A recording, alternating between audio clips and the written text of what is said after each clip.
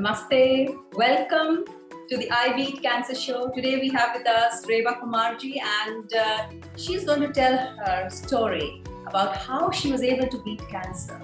Before we begin, I'd like to extend my heartiest greetings to you and all the viewers for the Global Health Awareness Day.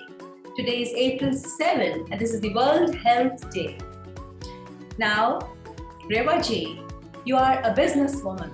It was in September 2012 that breast cancer was detected for the first time. And you wasted no time. Within a week, all tests were done and you got lumpectomy, the surgery done for this cancer. And thereafter, you had about 6 cycles of the chemotherapy, many cycles of radiation therapy, and hormonal therapy. And it took 9 months for this journey to complete and for you to completely overcome this disease. Tell us a story of how you did it. What gave you that inner strength? What gave you that courage to beat cancer? Good afternoon. Thank you for having me, Dr. China. And I feel privileged to be able to share my journey and, probably it'll help people to not be scared of this dreaded word cancer. So it was 2012. I was nearing 50 and I had a missed period.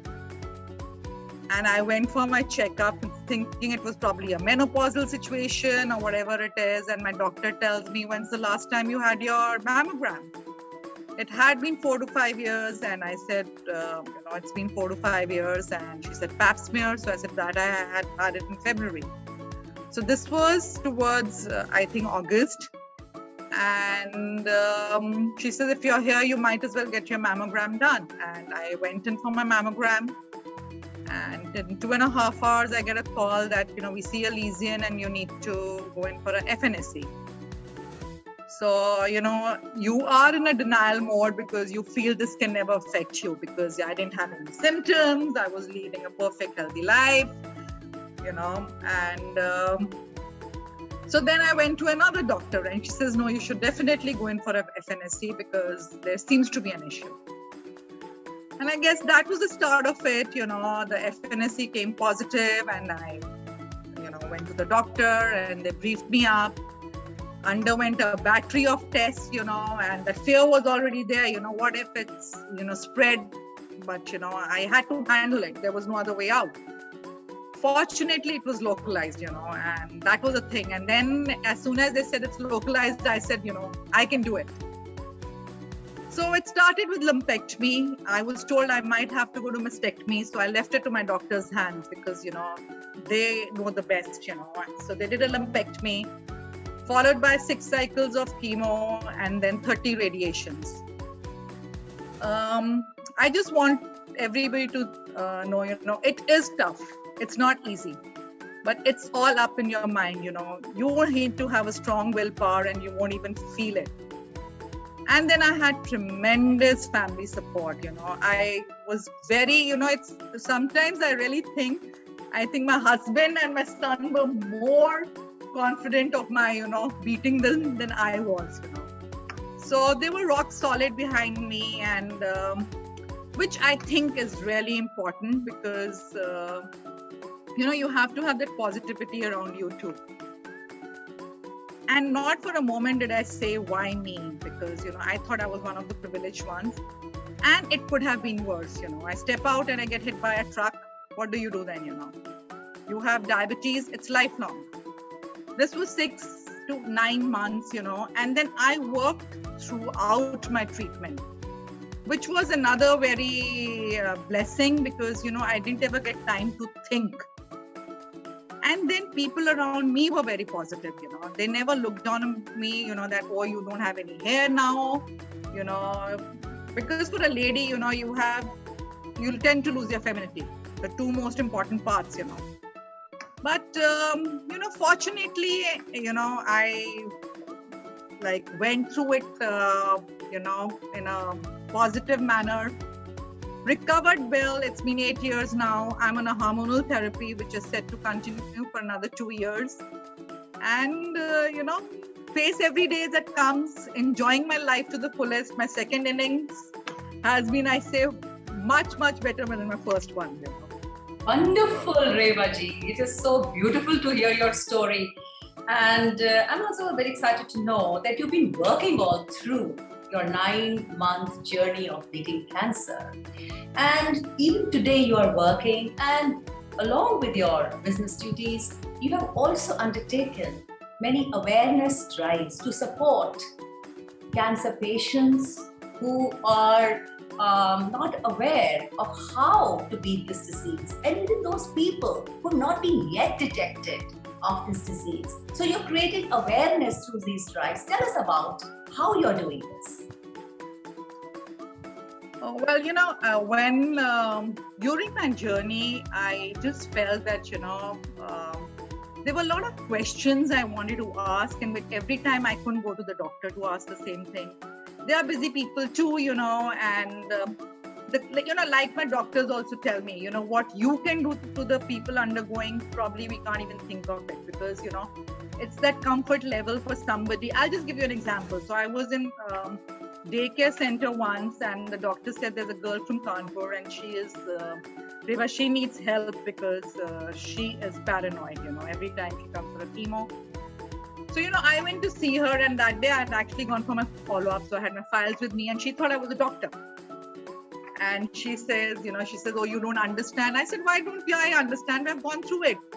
And, her reaction was, oh, beta, to main bhi theek ho jaungi, So that positivity was, I think what to do. And then, people feel you've lost your hair. So, you walk in and they touch your hair to feel your real hair. Are you wearing a wig? So these are small things. So I initially started by going to daycare centers and, talking to people, sharing my experience, holding their hands when they were undergoing chemotherapies to, make them feel comfortable and, don't worry, you're not alone. And then down the line, I connected with Bliss Foundation, which is basically, a foundation committed to conquer cancer. Like, I'm a president there now. And it's like beautifying lives and strengthening souls is what, it stands for. So we organized a lot of awareness campaigns. We had 2015, we had Pink Rahagiri. So I'm sure everybody knows what Rahagiri is. So, we saw 6,500 people, 6 o'clock in the morning in Connaught Place, Everything was painted pink. So that, so it started from there. And then, during our interaction with people, we realized that a lot of awareness on self-detection was lacking, Educated people, professors, IAS people, they would say, "Arey, humko to ho nahi sakta. This cannot affect." Which is, this disease doesn't, see any caste, creed, status, nothing. It just hits you and that's it, So in 2018, we launched a workshop under Bliss Foundation, which is Touch, Feel and Do workshop, So basically it is for breast and cervical cancer. So for breast cancer, we imported a form which has 8 different breast forms. So it has all different deformities, and we have a workshop where we give a questionnaire. So basically they are set to fill up the questionnaire, and then it's post and pre, So the doctors educate them and, we teach them, and it's been a very successful, this COVID has really set things on hold, but we had a tremendous response. We had it for police lines, we had a lot of it for multinationals, for colleges. So, I hope this finishes soon and we can take it on in a big way again. Great. That's wonderful. And where all have you conducted these workshops on Touch, Feel, Do? Workshops. So we had it, we conducted, so Bliss Foundation also has a support group in Bhopal.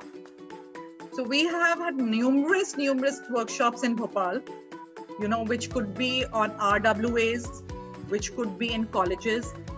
Then we had it with Janki Devi College, we've had it with Make My Trip, we've had it with Pearl Global, A lot many, I just can't think of, BPCL, we've had a lot of workshops. So, these were all done voluntarily, because in our foundation, it's not that somebody gets paid to do anything. It's all voluntarily, so people in turn, just like BPCL comes and pledges funds for cancer treatments, so, which falls under their CSR.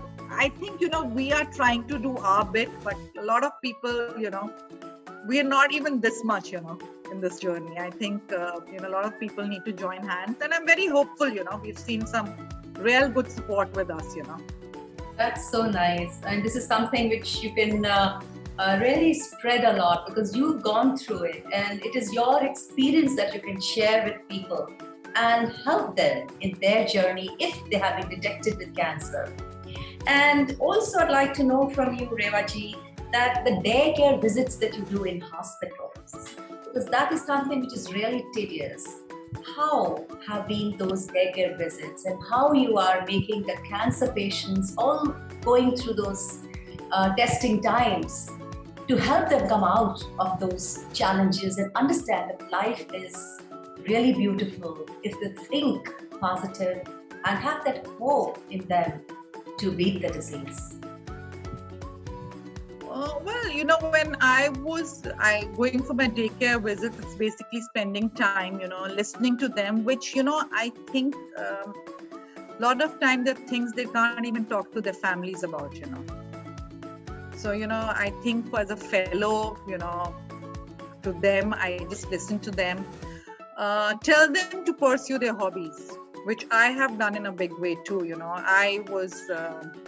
I have done everything I wanted to do after 2012, There's still a lot more to be done.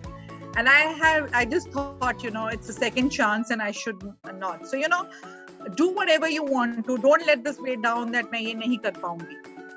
There's nothing which you can do. And you have to be thankful that God's given you a second chance to do it. Not many people get it.